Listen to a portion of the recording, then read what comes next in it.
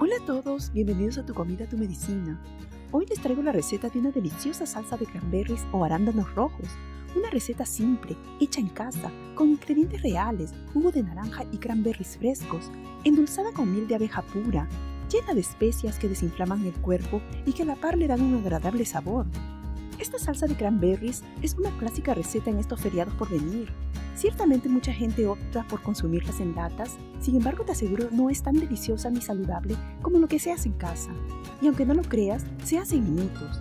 Dile no al enlatado lleno de azúcar, de jarabe de maíz, de colorantes tóxicos y preservantes dañinos para la salud y que solo te harán ganar peso.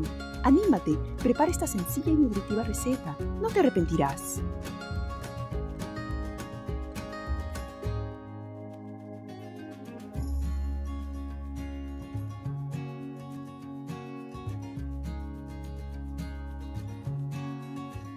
Primero pelaremos una naranja. Solo necesitamos 3 o 4 pedazos de la cáscara para que aromatice y le dé un sabor especial a esta salsa de cranberries. Coloquen los cranberries lavados en una olla. No se olviden escogerlos antes, mirarlos que no haya ninguno en mal estado. Y bueno, agregaremos las cáscaras, 2 ramas de canela y unos 2 o 3 clavos de olor. De ahí, una media taza de agua y pónganlo a hervir por unos 25 a 30 minutos o hasta que los cranberries se desintegren un poco.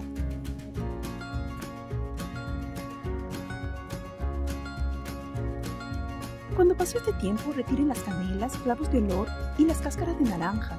Agreguen el jugo de la naranja que pelamos y al final endulzaremos con miel de abeja. Cuando compren miel de abeja, para poder obtener todos los beneficios que esta tiene, asegúrense es pura, orgánica, sin filtrar y sin pasteurizar. Además, si pueden que sea local, porque te puede ayudar a aliviar las alergias estacionales. Cuando enfríe un poco, cuelen la salsa de cranberries para hacerla más fina y a disfrutar de esta versión más saludable de comer esta popular salsa. ¿Te animas a probarla? Prepara esta deliciosa receta y disfrútala tanto como lo hago yo. Y recuerda, comer saludable es posible si decides escoger mejores opciones, prestando atención a los ingredientes que usas. Y con esta receta te aseguro conseguirás lograrlo.